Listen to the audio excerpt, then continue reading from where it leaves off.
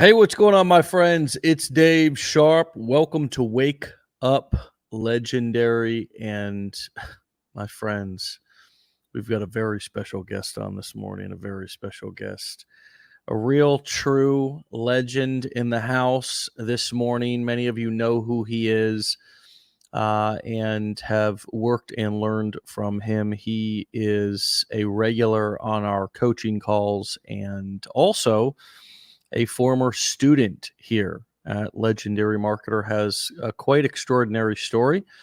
And we're going to hear all about that here in just a moment. Remember, my friends, these Wake Up Legendary episodes are something that we do here for you to give you just some added value. Whether you're inside of our community and you're going through our curriculum, our training, whether you're somebody who's just looking from the outside looking in, right? This is all free knowledge, free value for you to get a taste of the behind the scenes stories from online marketers who came from, ordinary jobs, backgrounds, lifestyles, and chose to start an online business, whether that was out of necessity from things spilling over from the pandemic, whether that is just because they realize after so many years of working in the system, doing all the right things, getting the degrees, the good grades, the house with the white picket fence and the 2.5 kids and the dog, and there's just not enough money at the end of the month. Whatever the reason is, it could even be somebody wanting to pick up a new passion, right? And learn a new skill and stay sharp. Whatever the reason is, we are here to not only provide you with curriculum and education, but also the stories behind the everyday average people who are taking up this, these challenges, this challenge of starting an online business. And Ryan Halbert, he was no different. Coming off of the pandemic, he had quite an experience with that, which led him here to becoming an online marketing. Sometimes you have to find the silver lining. Sometimes your curse becomes your gift. And I could say that's definitely true with him. So with that being said, Ryan, my man, welcome to the show, brother. Thanks for having me on, Dave. Good to be here. Good to see you. Hey, man, good to see you too. We're switching it up a little bit and bringing on you this morning. It's been a while. I can't remember if you've even ever been on, or it's just been a really long time. September 2021 is the last time I was on the show. Wow. Okay. So, I should have known that, but, at least you do. At least one of us knows. Joanne told me before we started. All righty. Well, thank God bless Joanne. Who knows where we'd be without her. So, you've got an interesting story, and I always get a kick out of it now that you're okay, of course. Oh, yeah. But it's just so powerful, man. And I figured that we'd kind of start back at the beginning because we could jump into many different places, including where we'll probably end up, which is kind of what are you seeing with working with so many clients, and how can people get better results, and all of those things. But let's remind people kind of where you came from and what was your motivation for starting both in Legendary and an online business at the beginning. Yeah, definitely. So actually, I started my working life when I was just a teenager. I was young. Parents had a farm, grew up on a farm. So a lot of outdoor stuff. And I hated school. So I didn't want to go. I would think about how I'd be paying to go through classes that I had no interest in. And that was just like a huge scam to me. And I didn't understand it. And I wasn't willing to do that. So I chose a career I kind of liked and didn't have to get educated for or college educated for, which was being a mechanic. So that's what I did. Did that for a lot of years. And then I was, kind of stuck. There was a period of time where I was the highest certified mechanic in the shop I worked at a dealership. So you got to have these different levels of training in order to do warranty work. And I was master certified. And I basically said, hey, I'm replacing engines over here. I'm rebuilding transmissions. I need a little more money here. And then it took me like 2 months to get that appointment. And then they gave me 50 cents. So that was just, that event completely changed everything. Cause up until then, I was just a loyal person who showed up and worked 110% every day, stayed late, come early and all that.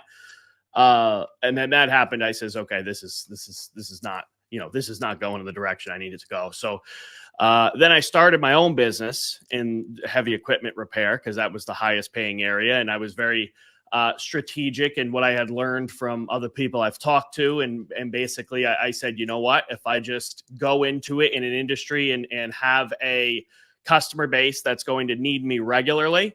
That was one of the big things I learned from working at a dealership, was that the business owners were there every week, and the regular, person that just drives their car to work, they would come once every few months, and they were kind of a pain to deal with. So I said, let me create a business where my customers, the business owners. And that's what I did.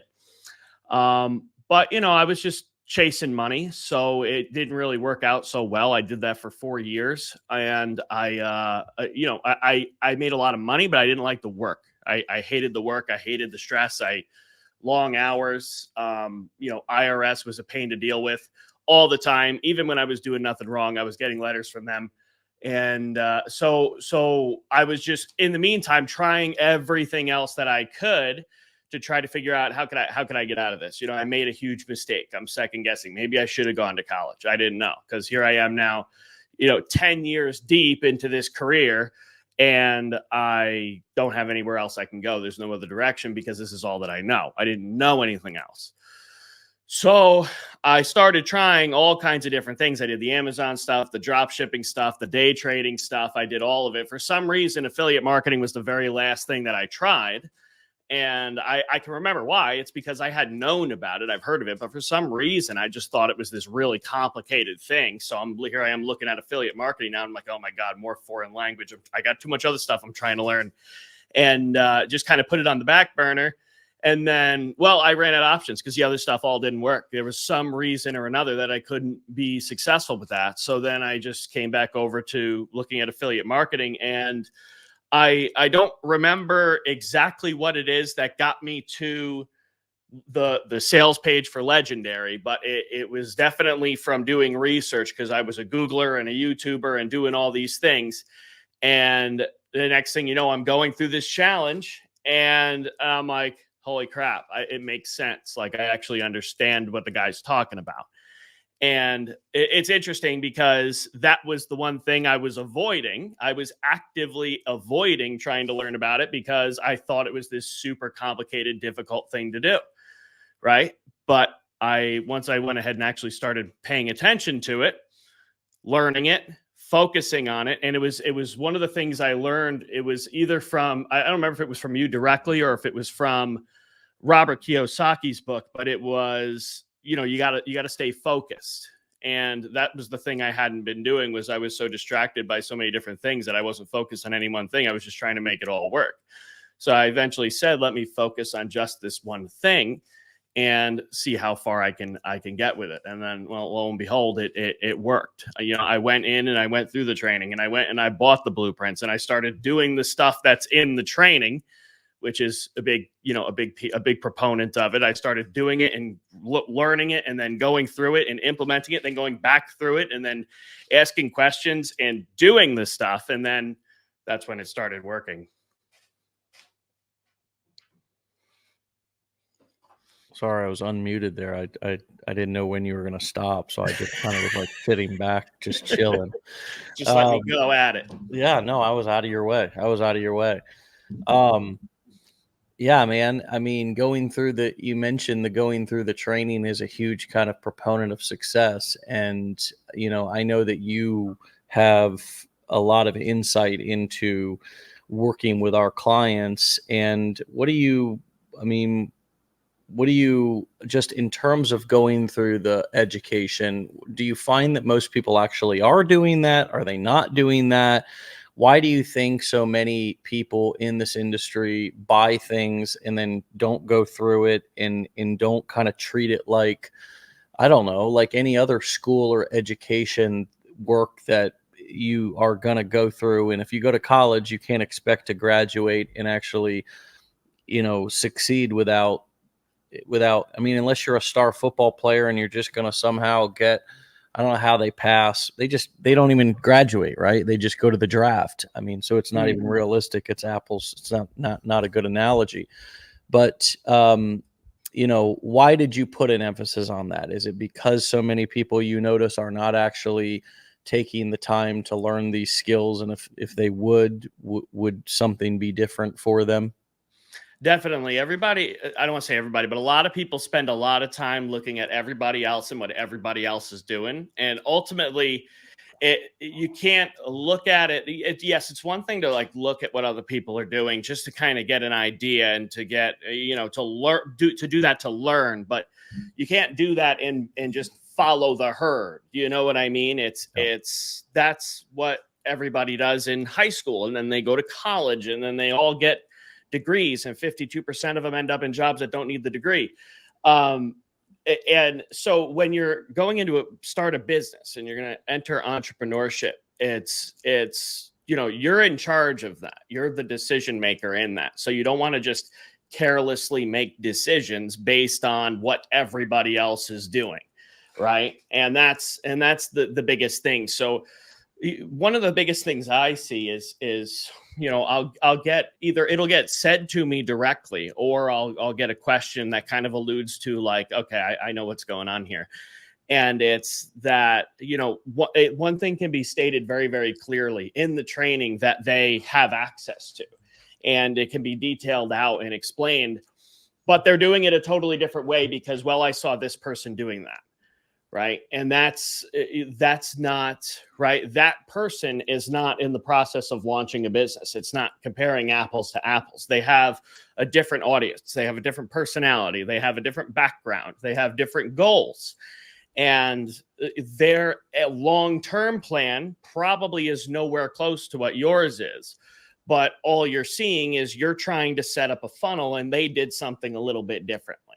Right. So you can't. That's the biggest thing I see, the biggest why I put emphasis on that, because it's the training's there. And, and a lot of people I'm sure do go through it, but you can't just sit back and watch it passively. You want to go through and actually implement it to get the most value out of it. Yeah. But sometimes I feel like instead of doing that, some people might find it easier to go and just look at what other people are doing. And that's not the best way to make a decision. Yeah, exactly. We see this every day, this kind of shiny object syndrome, and it's so seductive, right? But I mean, I've been in this industry for 13 years, friends.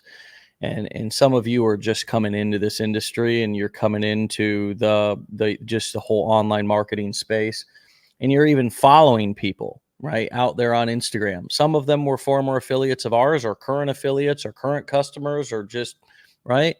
Maybe they've been doing this for a year. Maybe they've been doing it for 2, and maybe they're launching a new course. Just had somebody last week that was bashing us launching her own new course. And, it's like,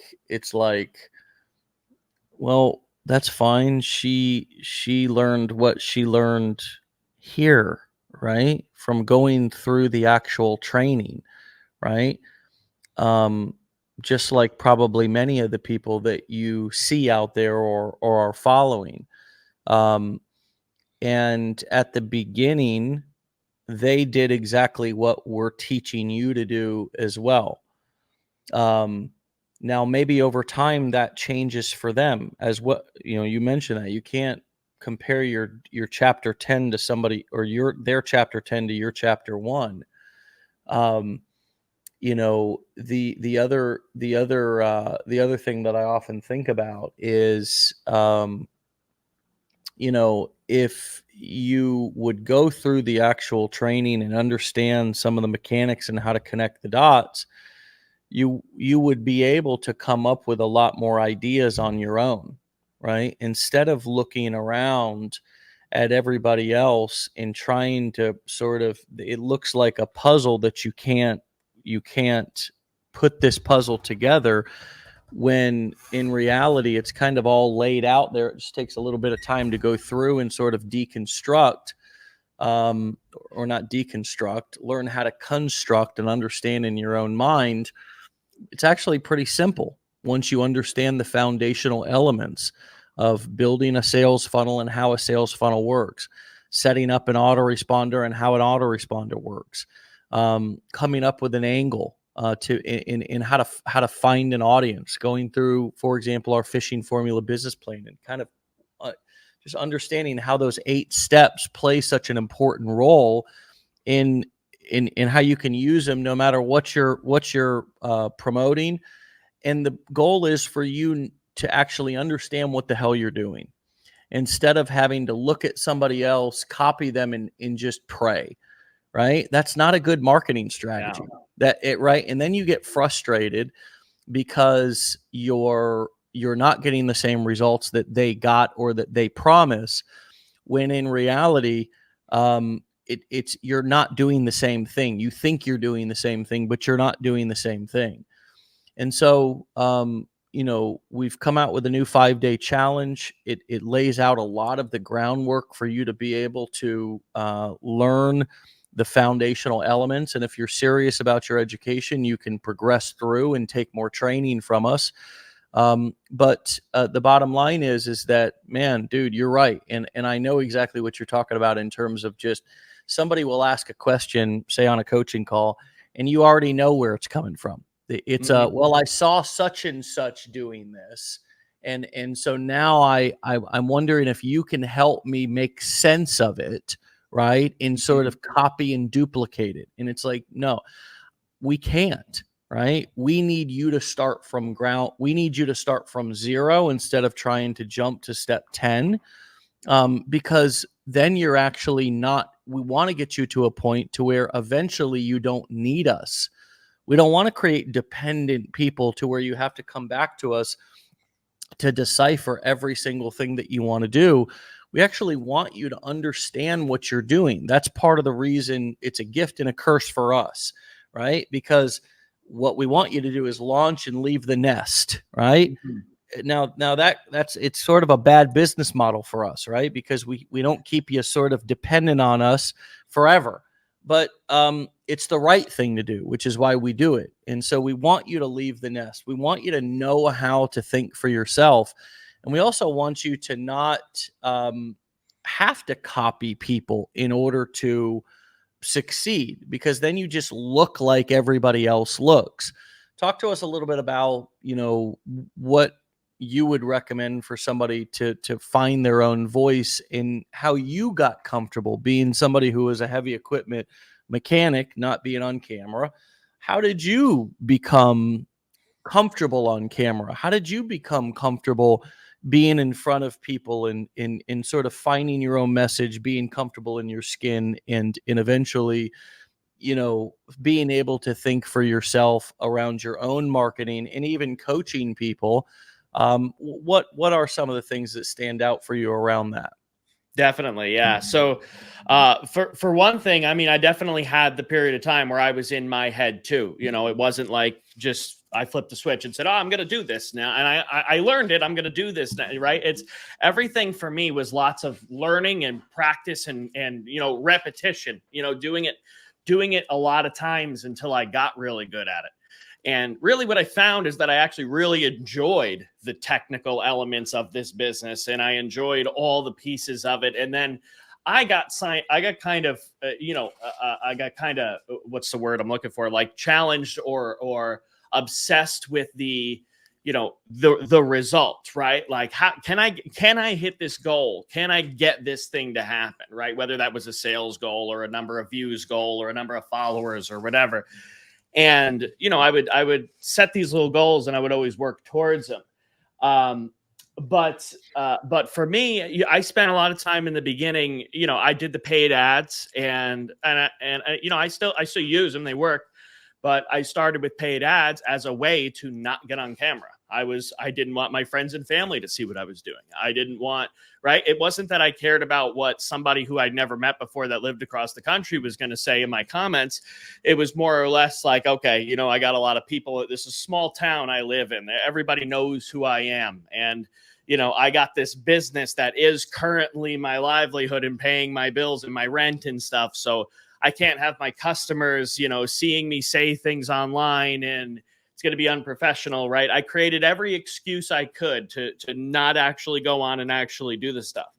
But then ultimately what it boiled down to was, I think, you know, I had seen some results, some success from, you know, using paid advertising, but it wasn't anything to write home about.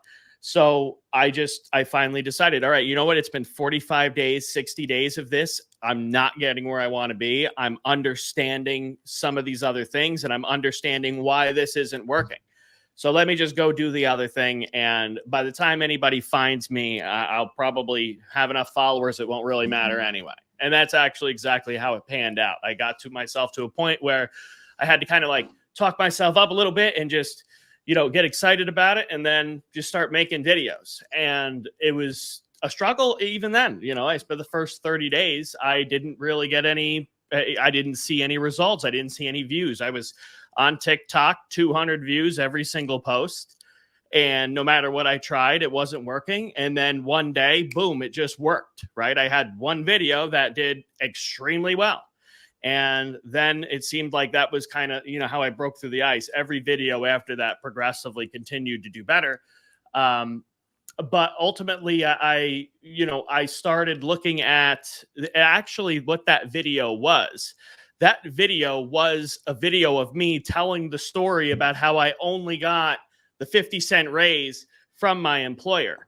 So before that, I was making, you know, the side hustle videos, and I call them get rich quick videos because that's all they are usually. I was making the get rich quick videos and I was making these how-to videos, technical things. And looking back now, I understand why that didn't work, right? Because it was something that so many other people had done. I was one person in a sea of all these other people making those videos. And the couple times that may have worked, I got lucky, right? It wasn't because I actually did anything amazing or really connected with anybody, right? But then I had a video where I was just sharing something that nobody else had ever shared around a topic that was kind of hot at the moment, right? We had, you know, whenever you come in and say my wage is too low, people tend to kind of listen to you and pay attention to that. It's kind of a hot topic. And that video just performed extremely well. And then I continued the conversation for a very, very long time. I just kept talking about those types of things. I kept sharing experiences. I kept answering questions. I kept having people give me advice that I can then respond to and tell me their 2 cents. And I could do that. And then I was able to do that for a very, very long time. And that's basically what I did. And that's when I kind of realized, okay, wait a minute, this following the herd thing doesn't really work. I've got to actually be a human being that's unique in a lot of ways in order for this to work. And this is, you know, and this is dating back. This isn't even like this is just a right now thing. This is dating back to 2021 this is when I started. Yeah.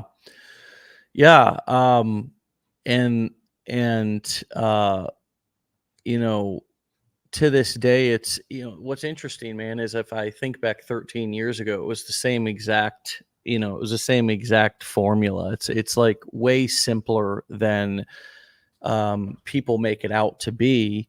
It's just that we get in our heads so much that we avoid the work, avoid just going out there and testing things. And we get ready for so long. We either work really hard trying to avoid actually going through the curriculum. You got to make the time, right? You got to make the time to go through and actually learn. And then once you've learned and you have an idea, you're not going to retain all the information at first, but the hope is that you know enough to be dangerous, right? It's like you have to be an expert, but one time reading through a book, You should know enough to have a conversation about the book. And if you read the book, you should know quite a bit about what happened in the book, right? Mm-hmm. You should know enough to be dangerous. You should know enough to have an intelligent conversation. Anybody who's read an actual book all the way through, and you can always tell, right? If somebody's like read a book or not, or watched a movie or not, or done something or not. You can you sound intelligent, you know what you're doing, you can talk about it. Same thing goes with going through this curriculum. And then the next step is launching, right? That's why we named this new challenge the Learn, Launch, Lead Challenge. Then you launch, and that launch is a whole lot of uncomfortability that you push through. And what happens is whether it's maybe the first week, maybe it's the first month, whatever, there's going to be little quote, I call them miracles that are going to happen. And you just mentioned one. In today's day and age, you have the opportunity to go viral, right? What that simply means is that you have a video that gets more than your usual 42 views, right? Maybe for you, going viral is a couple of thousand views. There's no definition of going viral. I mean, it's just kind of like, damn, that video kind of took off. Like, I got a lot of views from that, got some followers, got some leads. And in some cases, they take off into the hundreds or thousands or millions. And most of the time, you're not even ready for that. Most of the time, because it's just like, oh my God, you weren't even expecting that you could have that big of a breakthrough. Now, all of a sudden, you're getting tons of messages and DMs and stuff like that. And I've seen people actually be overwhelmed from that level of success. But if you have your pieces in place, going viral is not a curse, it's a gift. And then you don't stop there. You just keep creating and you keep testing. And you figure out, wow, can I recreate that success? What about that particular video? Same thing if I create a lead magnet and I release it and it gets me, 7 out of 10 people who land on my opt-in page are opting in versus 3 out of 10. Wow. I got to keep that. I wonder if I can get 8 out of 10. I wonder if I can tweak the headline or make it even better. So I come out with something new there. And oh man, that took me back down to 5 out of 10, 50% opt-in rate. I need to put back my old one, right? Same thing with videos. If I have a video that goes viral, I need to try to recreate that video because maybe that's what my audience really likes. Maybe that's my thing, right? Sometimes it's answering questions. And I wonder if you've answered a lot of questions. And I think nowadays people want engagement. One of the funniest and most interesting ways that I've seen somebody create content is actually I believe it would be an autopsy guy or I don't know if he would be called a mortician. I don't think so. I think that's more of somebody who prepares somebody in a funeral home. This is sure. I'm not sure. Yeah. Well, I didn't expect you. You're a heavy equipment mechanic turned, internet marketer. So, and I'm a construction guy. Anyways, anybody know the name of the guy who does autopsies or the girl? Anyways, this guy does autopsies. Okay. And he does them in the autopsy. So he creates content in the autopsy room. Now there's not a dead body laying behind him. Okay. But you can just tell that he's in a room. Okay. Medical examiner. Okay. Great. Thank you, Ethel and Eric and Karen. Okay. All of you. Thank you. Thank you so much. Helping out a couple of construction mechanics here. But every single video at this point is just him putting up a question that somebody asked and answering that question. How powerful do you think it is? And how can somebody start to create content that's more engaging, Ryan, that's answering questions?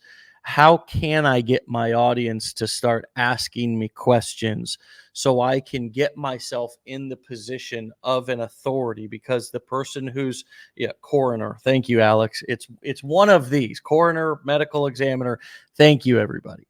How can I get my audience to start asking me questions? Because the one who's asking the questions is the student. The ones who's answering the questions is the teacher. I need to put myself in that role of the teacher. That's what I need to do. So what are some suggestions or ideas that you would have for somebody if you can see that that's what they need to do, or for anybody listening here who wants their audience to start asking them more questions so they can get into that more authoritative teacher role? Yeah, I like that. That's it. That's interesting. Yeah, like that example you just gave.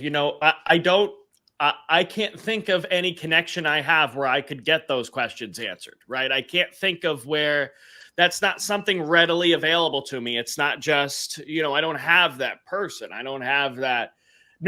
Personally, haven't looked for that person, but when they show up, I might be really interested in what they're talking about because I really haven't seen somebody else give me this information before. And there's not a lot of other people that I can go to if I'm curious about these things. So, anybody can participate in a really interesting conversation about just about anything as long as it's actually interesting. So, the biggest thing is to just position yourself as somebody who's not readily available all the time. Not saying you shouldn't be available as the business owner or the marketer or the content creator, but what's different from what is readily available, right? What's really, really easy to find, and be a little bit different. Be that person in that space, in that area. I could even tie it back to my 50 cent an hour video, which is right. And I think the hook I used on that was here's how you can tell if your employer really values you or not. And then I just went into the story, and I was emotional. I was frustrated. I projected that into that video, and just said it for what it really was, and talked about it the way I really felt about it. And that brought the engagement in, that brought the people in. Right. So, we looked at a lot of different elements, right? And it's not always got to be so technical. It's just coming in and talking about something that the audience you want to reach is going to be interested in, but also making yourself look a little bit different. And then once you find a way that actually works and get their attention, just continue doing that over and over and over again, because it'll work for a really, really long time. Eventually, it might start to wear off a little bit, but it's gonna repetition is key on social media and in marketing, right? If something's working, continue doing it. For the same reason that if something's not working, you should stop doing it, right? Yeah. If something you've tried enough and it doesn't work, don't keep doing it, because it's not going to start to work all of a sudden. Yeah. You can't try it once and consider it a failure, but if you've done it 10, 20, 50, or in some cases, I've seen somebody, they've posted 200 times and they've gotten nowhere, but every post is the same. Yeah. You can't keep doing it. You got to change it up. And a lot of times you look at some of those posts and it looks the same as so many other things I've seen in the past. What comes up for me as you were talking there was that if you want to be the teacher, you want to have people asking you questions, you got to start off teaching something. Mm-hmm. You got to teach something. And when you teach something, people will undoubtedly and inevitably ask a freaking question. They will have a question. And when they have a question, it doesn't matter if you've got one question in a sea of spam comments. Nowadays, those spam comments where they're like, Gina changed my life. Go follow her at, right? You can tell it's like a robot comment. Yeah. It doesn't matter if you have 50 of those on your post, but you've got just Halbert down there at the bottom who just is like, well, how do I hook up my autoresponder to my funnel, or whatever it is, right? Whatever the question is. How do I set up a Facebook account, right? You take that one question and you answer it. And then when you answer a question, improve and show and demonstrate to your audience that you're willing to answer their question, guess what? And then you teach something more. Guess what? More questions will come. And it's like building on one video, one question. The next video, you'll get 2 questions. The next video, you'll get 4 questions. and people will just be asking more questions. The more you teach, the more questions they'll ask. The more dumb, and I'm just cover your kids' ears here because I'm just going to hit you with some real talk for a second, okay? We're going to get real here for a second because I need you to remember this. Say dumb shit in your videos and do dumb shit, and people are going to say dumb shit in the comments, right? If you don't say anything valuable in your video, you don't teach anything valuable, you're not going to get any real comments. You're not going to get any real valuable engagement, right? Right. You're not, right? You got to actually say something and teach something that people are you all picking up what I'm putting down? Is everybody, I want to make sure we got over 300 people on this right now. And I want to make sure that you are picking up what Ryan and I are putting down right now, because it's simpler than it seems. The reason why your marketing content is not taking off is because you're not teaching anything. And therefore nobody's listening and nobody's trying to figure out what you're saying. If you're teaching something, then they're going to be trying to figure it out. Why? Because they want the results of what that will do for them. And if you're all you're doing is you're talking about results or thinking that you need to talk about results, making claims, copying the latest and greatest hype marketer, and then you're like, well, you're in comparisonitis and you're trying to figure out how to be like them. No, stop all that. Stop all that. We've rid this entire community of those kind of things, because they're here today and gone tomorrow. It's not how you create a 13-year career inside of this industry. It's how you're here today, and then once once something bad happens to your business or some offer is no longer there to promote, you don't have any sustainability. You don't have any longevity. You need to know how to teach. You have to become a teacher. And if the teacher is there, the students will appear. They will appear because you're saying something valuable. And they'll be appreciative of you. They won't hate you. They won't buy just because they hate you, but they want the results that you've got or that you're saying that they could get. But then when they don't get them, they're resentful again. You teach them, you push them, you show them how to do it, but not in a 30-second or minute-long video. You don't give them everything. You give them enough to get them interested. You give them enough to wet their whistle. And then you say, let me know down in the comments what questions you have about that. Did that make sense? Click my link to get my free ebook that explains the top 5 ways to build a sales funnel in 2024. Whatever it is that you're talking about, right? What comes up for you when I use that word teacher? And if you build it, they will come, meaning if you teach it, they will ask. Yeah, absolutely. It means exactly what it means exactly what it sounds like. And when you look at any of now, it's one of those things where maybe sometimes you got to hear somebody say it the way you just did before you really start to notice it. But you look at all the big dog marketers now. I'm not talking about Susie Q with her stand store that, is claiming she made X amount of dollars in the past couple of months and she's whatever, right? I'm talking about the big dogs, the millionaires, the billionaires that are on social media, big business people.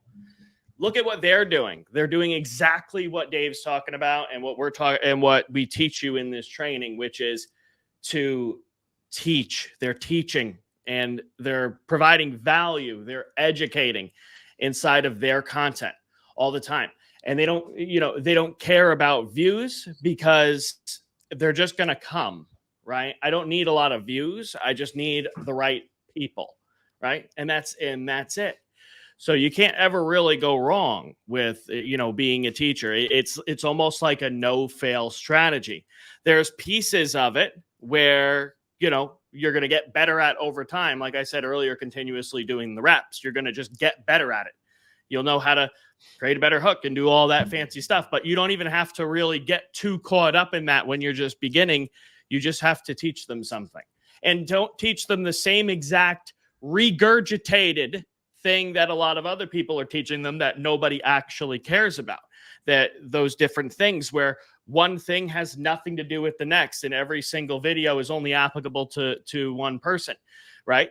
Pick something that you know a little bit about, that you can help people with, solve their problems, and just teach them about it every day. Teach them something new. Some things some things are going to go over their head, right? Some things are going to be that thing that completely changes everything for them. And then they're going to want to know more. They're going to want to keep working with you. They're going to want to watch every single video you post because they get value out of it every single time. So that's what it means to me. When you say to teach, right? I want to be that teacher that, I don't need to go to Google anymore. This is what happened when I bought the challenge, right? This is no smoke. I bought the challenge and I didn't need to go to Google anymore, or to go to YouTube, or to go to look at the other course or whatever. I found a teacher that I could connect with that made me understand things. So I didn't go and buy a bunch of other courses, right? And a bunch of other things that were meant to teach me the same thing, because I didn't start making money 3 weeks after I bought the thing. I found a teacher I connected with, and I didn't even want those things because I really, really liked the teacher. And the same thing will happen when you start teaching. The same thing will happen when you start teaching in your content regularly. People will just stick around because they have no desire to go and look for somebody else, because you do it better, that you do it in a way that connects with them.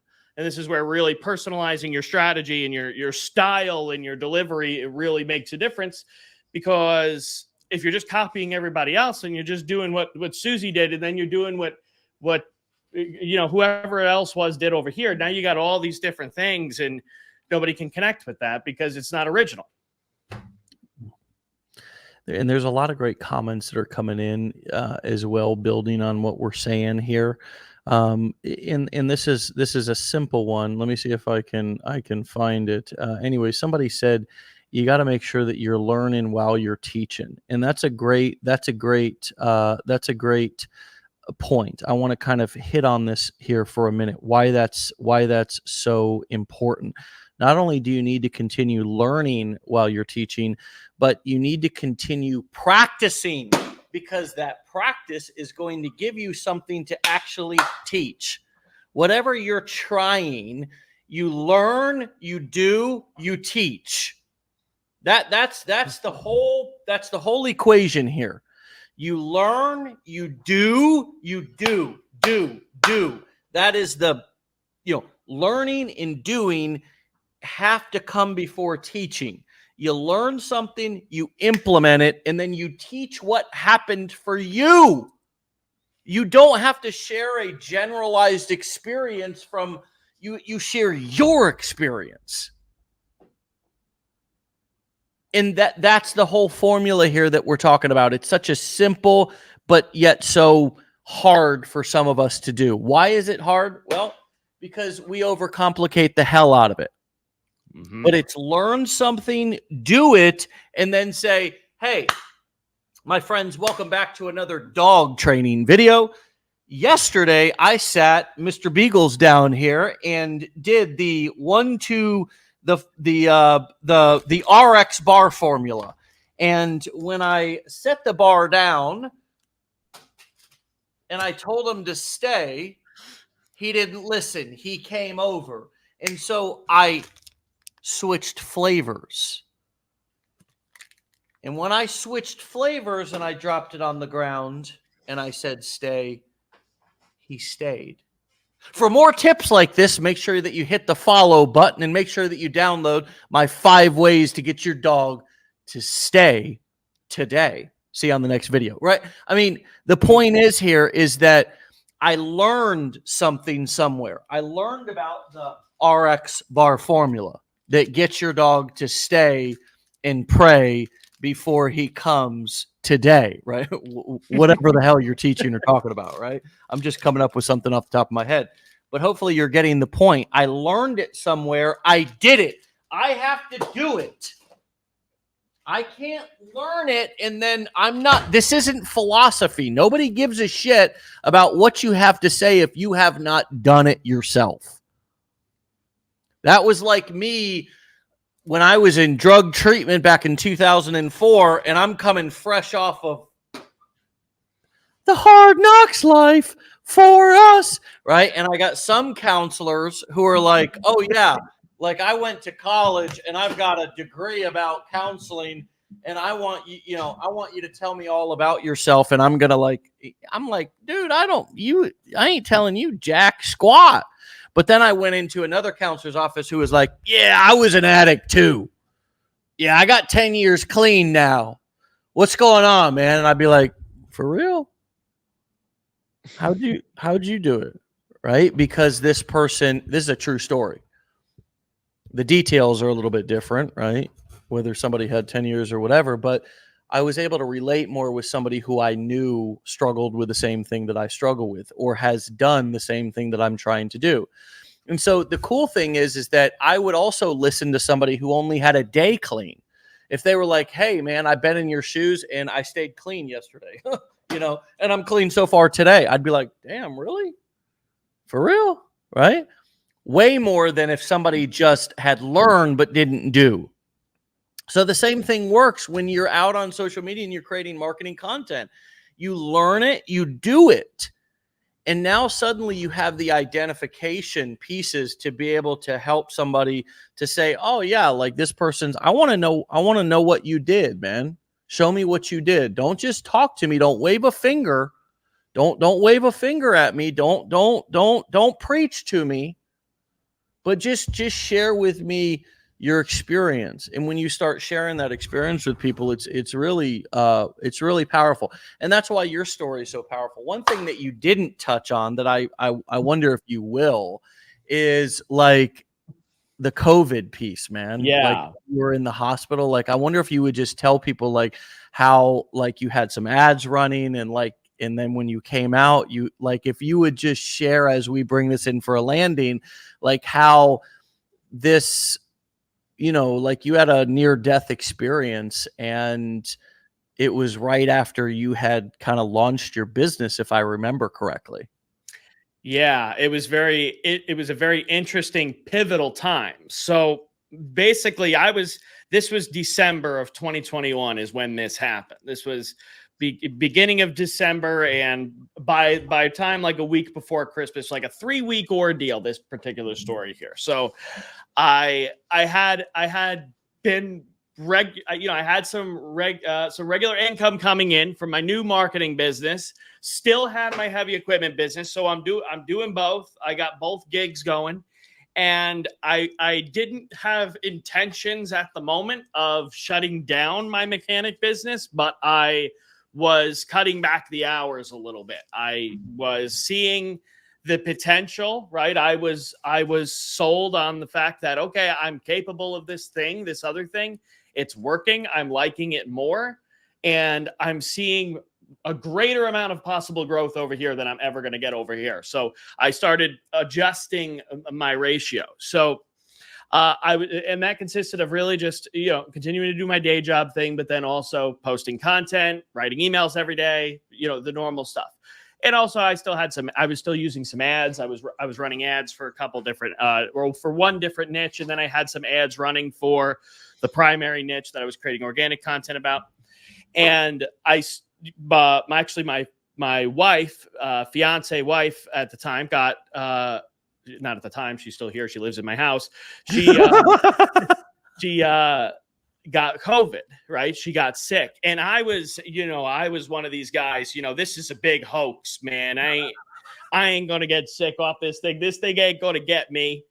This thing ain't going to get me. I'm not wearing a mask. I'm not doing none of this because my immune system's good. My immune system's stronger than everybody else. So that was my approach. I says, I work on this equipment and I get dirty and I eat a sandwich without washing my hands and I do all this stuff. And, no sickness can ever get me. Well, wouldn't you know, once it comes into your house, it tends to get you. And, it started off kind of like, all right, I had a headache. It was pretty bad. I was coughing a little bit. It wasn't, a little wheezing, wasn't really all that good.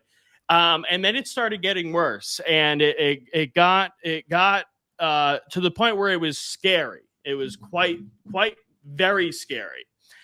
And, very scary to the point where I didn't give a shit about anything else, right? I didn't care how much money I had in the bank.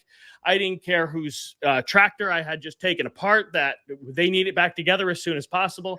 I didn't care about I didn't care about how much the IRS said I owed them. I didn't care about none of it. I was really, what I started to care the most about was breathing, because I couldn't even get up and walk from the couch to the bed without going into a coughing fit. All I cared, like Candace, I only cared about living at that point, right? Well, I wound up in the hospital with this. And if any of you remember back then, I mean, it was just, you went in and you were going to another planet, because family couldn't come and visit. Nobody could come in and see you. Nobody was allowed in. You had to have the mask. Everybody was separated. The doctors came in. They had a freaking hazmat suit on. It's like, man, this is, I was all alone. It wasn't like a trip to the doctor's office. And it started progressing. It kept getting worse. It kept getting worse. So my first trip into the emergency room, I was really aggravated, because I went in there and I was telling them, I had all these issues. I think, and it was the first time I've ever actually gone in an ambulance. Right. I had never been in an ambulance my entire life, and I rode in one twice during this 1 week period. So I went to one hospital, and they didn't admit me. They brought me in the emergency room, and then they just sent me home. And I says, okay, good. They did what they all do. They got you in enough to hit the insurance, and they send you on your way. Then I come back home, and it was just getting worse and worse and worse and worse. And I couldn't breathe. So I had to go back to the hospital and get admitted again. I went to a different hospital this time, of course, learned from the first one.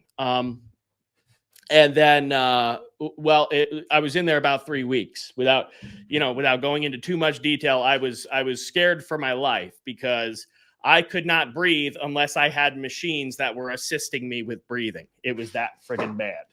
I wasn't hacking up anything. It wasn't like I forgot how. I just couldn't do it, right? If I attempted to take a breath, I would go into a coughing fit that was so bad that it lasted so long that I couldn't breathe. Like, I'm gasping and I'm like panicking, and then the panic sets in, and that's like the worst thing. So all this time this is happening, I didn't care about anything else. And then eventually, and my phone died too. So here I am going through all this. My phone died. I'm in the hospital. I can't contact anybody. Nobody knows what's going on. My mother and my wife were calling, every single day. So they were staying in the loop. But it wasn't until I was actually in there for a week where I was finally able to talk to somebody and actually have a conversation that was, fluent. And then they wanted me to stay in there a little longer. But I was in the hospital about 10 days, 2 weeks, something like that, in total. And then I went home, and I was still on bed rest for quite a long time. But what had happened while I was in there was potentially a tragedy, devastating, aside from my possible death. What had happened was, a lot of my customers, right, from my heavy equipment business, their stuff was still broken. Their equipment was still going down. They still needed these machines to get fixed, because if it didn't, they weren't making any money. So if it wasn't going to be me, somebody had to do it. And this is where my business model, my approach backfired, where I said, you know what, I'm just going to talk to business owners. So this whole time I had this business, this entire 4 years, I only had 13 customers in total. That was my highest number. And I would see each one of them every week. So it was plenty of work, plenty of hours I could work. But when that happened, that also, it wasn't like there was anybody that didn't need me during that period of time. So three plus weeks went by. It was a total of 6 weeks that I really couldn't. But I can only say it was 3 weeks. But 6 weeks where I would say there's no way I could have gone out and worked. And they all had to find somebody else. right? I lost all that work. Projects that I had started and I was maybe waiting for parts and whatnot that I couldn't go back and finish, right? Somebody else had to come in and finish my work that I started. And that was extremely demasculating, but there was also nothing I could do about it, right? I didn't have another option. I didn't have an employee. I didn't have somebody I could send in to run the business while I was gone. That business died the minute I couldn't show up and do the work. The minute I couldn't do the job, I couldn't clock in, that business died and revenue stopped. And that was, I couldn't make any money. When I got out of the hospital and I didn't have a phone charger with me. So when I charged my phone and logged in, this was something that was on my mind because I knew I had an ad campaign running with no end date, running at $20 a day. And so this was Facebook ads. So there was some panic that would set in from time to time, but I would try not to think about it. I knew I had enough savings. I'm doing the math as I'm laying there with the machines helping me breathe, saying, okay, as long as I can breathe on my own, then it doesn't really, and I have this much in savings, right? It's you start trying to think about some other things to distract yourself a little bit. But the thing that I discovered once I was able to charge my phone and look in there was that I was actually profitable. I was very, very profitable. So this whole time I'm laying there dying in the hospital, I was making money and I didn't even know. And part of that was that I'll give you a quick look into the strategy. So what I had an organic video go viral, a video that was a draft that I posted, went viral, it just did it. And that brought in a bunch of traffic. It brought in a bunch of sales. But what also happened was some of those ads were retargeting the people that came to the funnel and didn't buy. So now I was following up with people, even though I was dying, because of an ad campaign that I set up, and they had no idea, they're investing into this guy, and here I was. So anyway, I can, but this was the pivotal moment. So this was when I looked at it and I'm like, oh my God, this is like one of the best things. Like if I was able-bodied and I was actively doing things and seeing these happen when they happen, I might've went in and screwed it all up. I wasn't there and I just let it do its thing and it just worked and it just went and it just happened the way it happened. So that and I, without right, it was profitable. We'll say it was profitable. It was a profitable trip to the hospital. And so I mean, that was a pivotal moment because now I come out trying to figure out, I had a lot of things to do. I had to figure out, all right, where are my customers at for my other thing, right? What about this job that I know I didn't finish? What about these things? And I'm getting off these like heartbreaking phone calls where it's like, no, dude, we had to find somebody else. Okay, let me know if you need anything. Hey, man, I had to bring someone else in to finish that. Hey, I had to drop that off at the dealer. Hey, I'm like, oh my God, like every freaking thing. There was not a good phone call to come of it. It's like nobody gave a shit. You were just about almost dead. So that was a pivotal moment. The same event, right? The same event that destroyed one business, my other one carried me through. So, and it just so happens that it wasn't planned. It just happened that way, right? Maybe I should have wore the mask. I don't know. It would have been a little different, but, and washed my hands a little more often. But I'll tell you what, after that, I will never smoke a cigarette again. I smoked a cigar not too long ago and I was like, ooh, man, not feeling it. Right. But at least you don't inhale those. So it was a little bit different, but, yeah, I'll never touch a cigarette again. But that was the moment where I decided, I says, okay, this is going to happen. I can sell my assets. I can sell my things I have for my other business. Business is pretty much dead anyways. It's the end of the year, do them taxes, no income for the next year, and, you know, wipe it clean right there, put an end to it, and start selling stuff off, you know. And I figured out, all right, you know what? I've got enough in my savings and I'm in good enough of a position financially.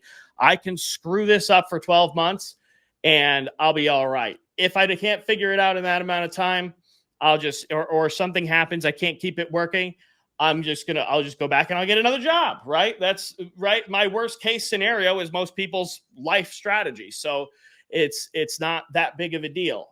So that's what I did. And then, well, here I am. Yeah. The rest is internet history, my man. Absolutely. And we're so glad to have you, man. And I'm glad that we took the time to hear that. I'm laughing, of course, my friends, because Ryan is funny.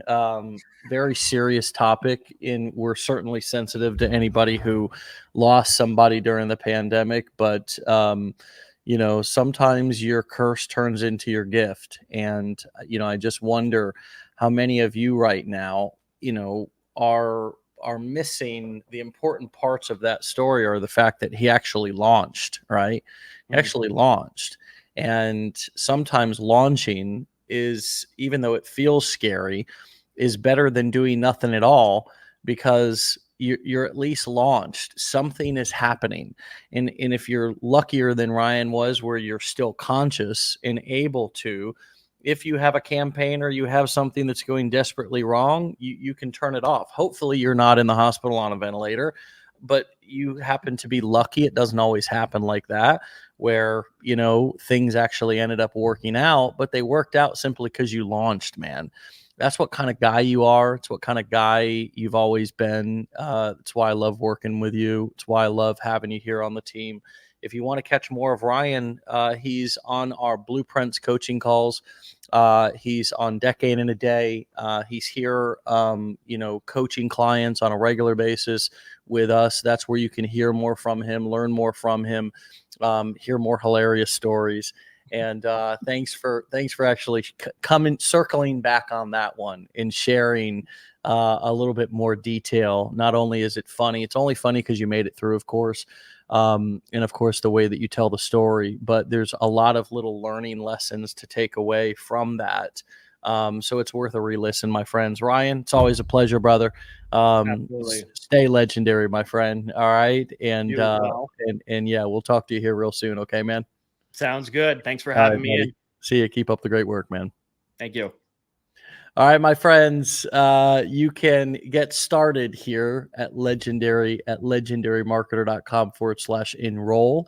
You can start with our challenge, get into our more advanced training if that feels like a fit for you and something that you want to do. We are people that you want to work with, and we will continue to serve. We will continue to bring edutainment just like today.